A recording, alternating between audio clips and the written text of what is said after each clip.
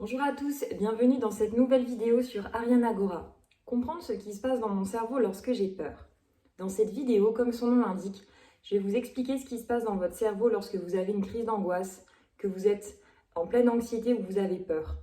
Dans la prochaine vidéo, je vous donne des outils pour vous permettre de mieux gérer vos peurs, vos émotions de stress, d'angoisse. Et aussi, je vais essayer de vous accompagner un peu pour vous montrer à quel point aussi ces peurs viennent aussi de schémas et que vous pouvez sortir de ces schémas, sortir de ces fonctionnements pour vous permettre d'être plus détendu et heureux dans votre vie. Donc il faut savoir que l'anxiété, elle est créée vraiment complètement par notre cerveau. Donc il y a deux parties du cerveau qui vont être vraiment à la source de l'anxiété et de l'angoisse. C'est l'amygdale, donc c'est une partie qui est derrière, et le cortex, donc c'est la partie qui est plutôt devant au niveau du cerveau. Donc au niveau amygdalien, la peur amygdalienne, c'est une peur instinctive. Voilà, elle est là pour nous protéger. Cette partie de notre cerveau, elle est un peu en charge de notre survie. Donc la peur amygdalienne, elle va vraiment être liée aux sensations du corps physique. Voilà, c'est quelque chose que vous allez ressentir qui va être instinctif, qui va être direct, qui ne va pas passer par des images ou par des pensées. Donc ça va se manifester par exemple, si quelqu'un claque la porte soudainement devant moi, je vais sursauter, je vais avoir peur. Voilà, donc là c'est la peur amygdalienne. S'il y a un accident de voiture, quelque chose comme ça de soudain, vous allez réagir de manière instinctive. D'ailleurs, seulement après que vous ayez réagi, peut-être sursauté ou bougé ou fait quelque chose, vous allez vous dire « Ah mais non, en fait ça va, c'est juste la porte qui a claqué » ou vous allez rationaliser. Ça veut bien dire que cette partie de votre cerveau, l'amygdale, elle va vraiment réagir instantanément et elle va réagir avant que la partie du cerveau en vous qui pense, qui réfléchit, c'est-à-dire le cortex, se met aux commandes. Donc c'est vraiment une réaction instinctive. Si vous prenez des médicaments pour gérer l'angoisse, les médicaments vont agir sur la peur amygdalienne. Voilà, mais ils ne vont pas changer le fonctionnement en fait. Ils ne vont pas changer les circuits, si vous voulez, que vous avez dans votre cerveau. Donc effectivement, ça va baisser votre émotion de peur et d'angoisse, mais ça ne va pas changer profondément les fonctionnements que vous avez mis en place qui créent aussi cette anxiété et cette angoisse.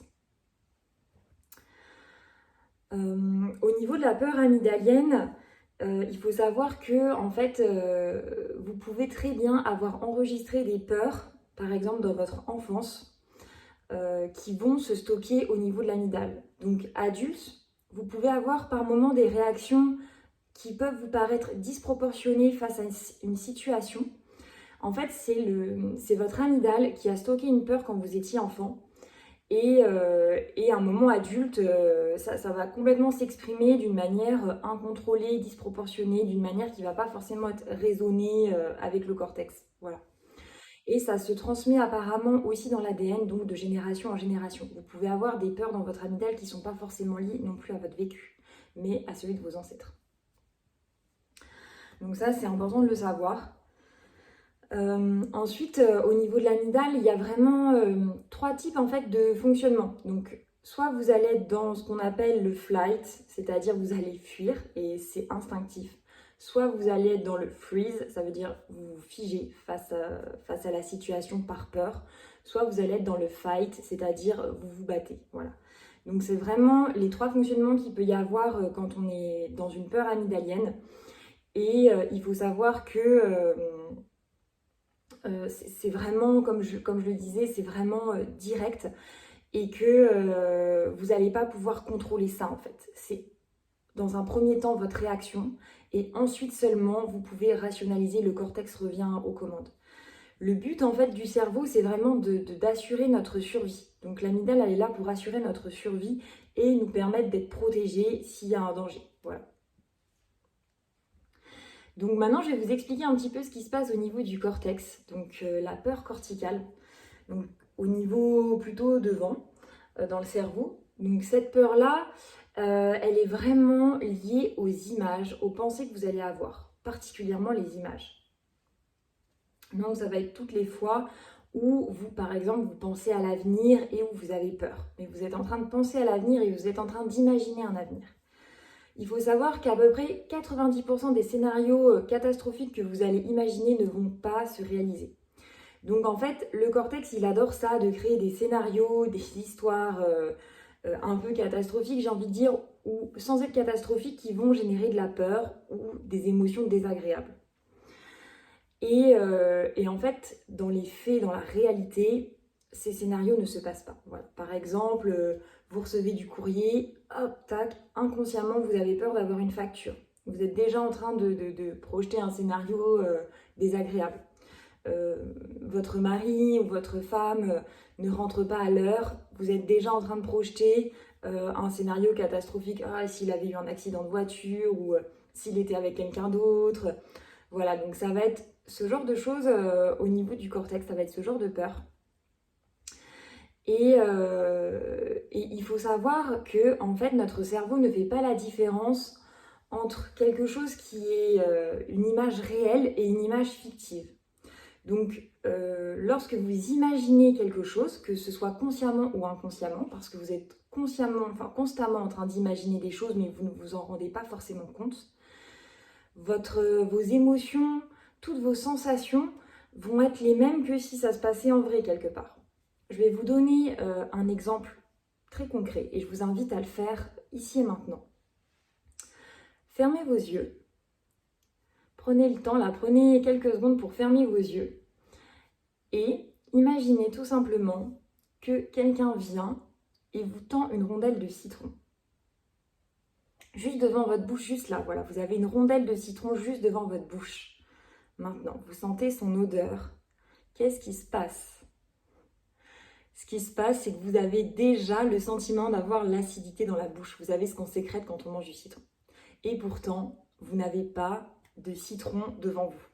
Donc ça veut bien dire que juste parce que vous imaginez que vous avez un citron là devant vous, votre corps est déjà en train de sécréter dans sa bouche toutes les muqueuses qu'on a quand on mange quelque chose de très très acide. Rien que de le dire, je le sens là déjà dans ma propre bouche. Donc il ne fait pas la différence en fait entre quelque chose de réel et quelque chose que vous imaginez. Votre corps va créer les mêmes sensations, les mêmes émotions, les mêmes choses. Donc c'est très important que vous compreniez que lorsque vous imaginez une situation désagréable, votre corps va vivre les émotions qui sont liées à ça comme si c'était réel en fait. Donc le cortex, on peut le rééduquer, l'amygdale aussi. Donc c'est des choses dont je vous parlerai dans la prochaine vidéo. Après, au niveau du cortex, pour donner encore un peu quelques exemples, il y a vraiment une différence entre recevoir l'information et la percevoir. C'est-à-dire que le cortex, lui, il va être tout le temps dans la perception et l'interprétation. Il n'est pas juste dans « je reçois une information », il est déjà en train d'en faire quelque chose d'autre, pardon. Donc, il va interpréter tout un tas de choses sur les situations en permanence. Il va percevoir à sa façon les informations qu'il reçoit. Et tout cela va généralement créer un tas d'émotions, de stress, de peur qui peuvent bien évidemment être évitées. Voilà, j'espère que cette vidéo vous aura plu sur les neurosciences, comprendre ce qui se passe dans votre cerveau. Comme je vous dis, je vous fais tout de suite une autre vidéo pour vous donner des clés, pour vous aider à être plus détendu, à mieux gérer vos crises d'angoisse. N'hésitez pas à me contacter, je fais des coachings à distance. Vous avez mes coordonnées là dans le descriptif de la vidéo. C'est avec plaisir que je lis vos commentaires et que j'y réponds. À très bientôt!